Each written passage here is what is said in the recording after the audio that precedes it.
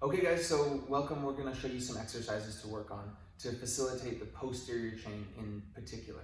And so Alex is going to be our model here. And so one thing I really like doing is getting people horizontal so that we're working against gravity to facilitate the posterior chain. And what I mean by that are the muscles all along the back side of the body. Now what we know from the research is that these muscles are neurologically linked together. So when one of them fires, the others tend to fire alongside them. And so if we can go against the wall here and have Alex push into the wall, pushing up onto her toes, that's going to help facilitate muscles in the calves, the hams, the glutes, the lumbar spine, the thoracic spine, all in an effort to facilitate activation of the scapular retractors and external rotator muscles, which is the ones we're going to be targeting in these exercises. Similar exercises to what you've seen before, but now we're going to get a little more bang for your buck with doing it in this position. The first exercise we're going to go for is the shoulder T, horizontal abduction, which is good for shoulder external rotators and scapular retractors. Now she's going to engage through the backside of her body here by pushing, and now she's working against gravity. Thumbs rotate upward, and now she's going to bring the arms up towards the ceiling and then back down, going level with her body. No higher than the body, just level. Still focusing on facilitation through the whole backside of the body, through that posterior chain.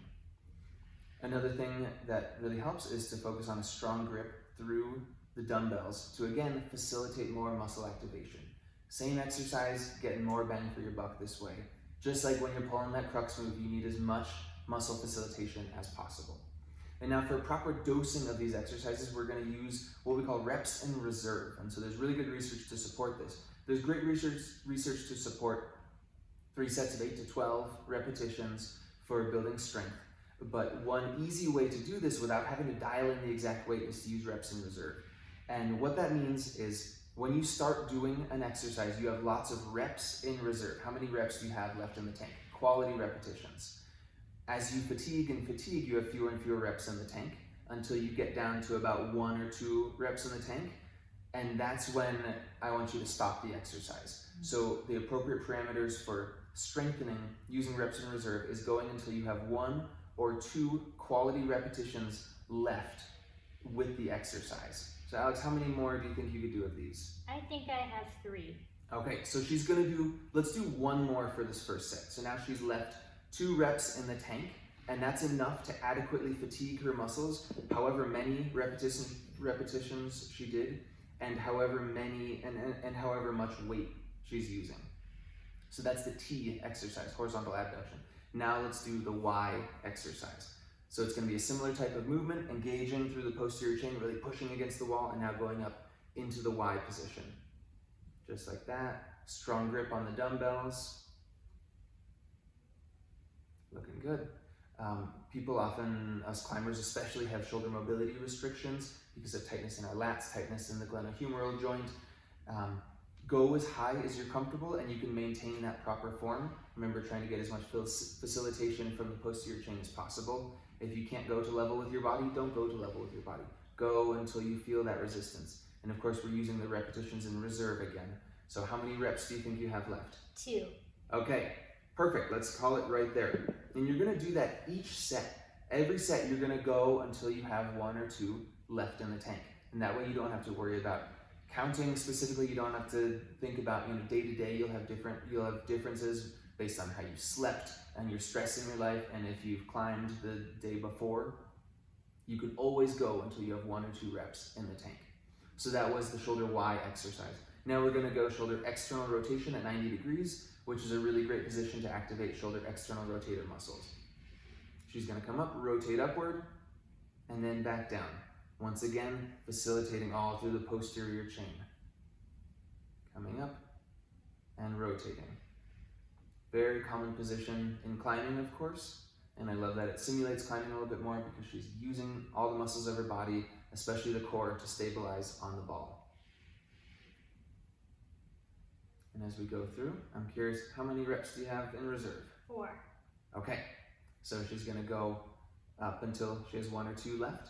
And remember, each set, she's doing that same thing. Go until she has 1 or 2 left. So maybe the first set you're doing 15 reps. By the third set, you're only doing 6, and that's totally fine. There's good research to support that you're gonna gain strength in that scenario. So now we're going to turn the external rotation into a push press. So it's going to start with the same external rotation, coming up here, rotating, and then pushing up into flexion, coming back down and reversing the motion. So now we're still getting facilitation of scapular retractors and external rotators while you're pushing up. So just like when you're doing that powerful move through the crux and you need to engage the posterior chain, you can engage that while still moving upward rather than having things rotate inward. Alex, how many reps do you have left on the tank? 3. Okay, we're gonna go one more, and I'll let her decide if she wants to do. That was plenty. That was plenty. Okay, perfect.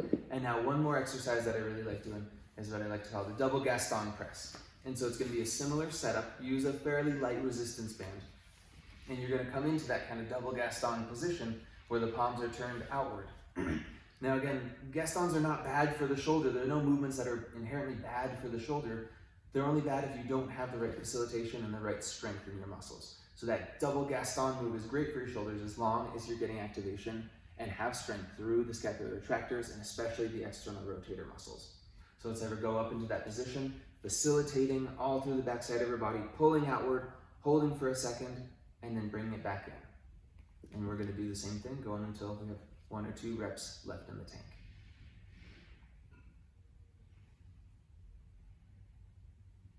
Really good. Yeah, like I said, those Gaston moves are perfectly fine for your shoulder.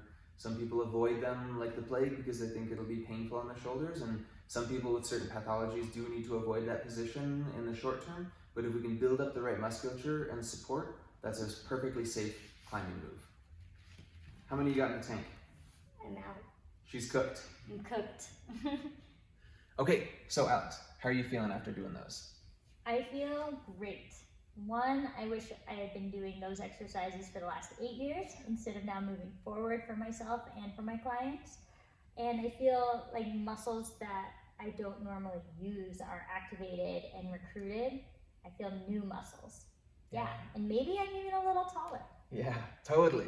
So that's exactly what we're going for, is facilitating those muscles that don't get facilitated while we climb. Things tend to pull down as we climb, and those muscles get inhibited. Doing those exercises really open things up.